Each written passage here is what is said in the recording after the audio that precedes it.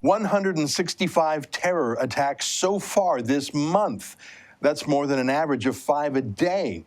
Death toll well over 1,000. But John Kerry is busy at an international convention talking about hydrofluorocarbons. Those are the chemicals that make fridges and air conditioners work. Is that really the right place for the Secretary of State of the United States to be right now? Europe is being slaughtered by Muslim migrants.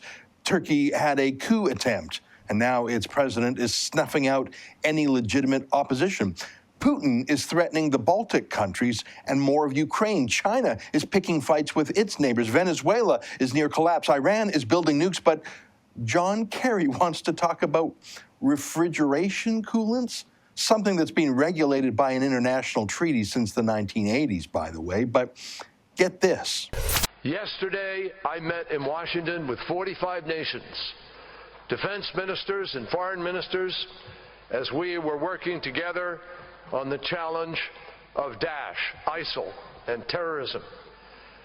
It's hard for some people to grasp it, but what you are doing here right now is of equal importance because it has the ability to literally save life on the planet itself. Oh, so to John Kerry, these air conditioners, they're as great a threat to humanity as the Islamic State? Well, of course. Anything is more urgent to Kerry than dealing with the Islamic State.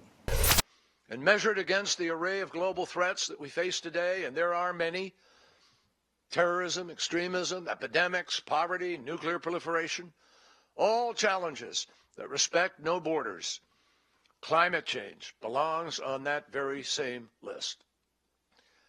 It is indeed one of the biggest threats facing our planet today, and even top military personnel have designated it as a security threat to not just the United States, but the world.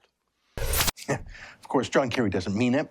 He uses air conditioners in his Washington, D.C. office. Washington was built on a swamp. It is extremely hot and humid there in the summer. I'd like to see this pontificating blowhard turn off his own office air conditioners just for 1 week.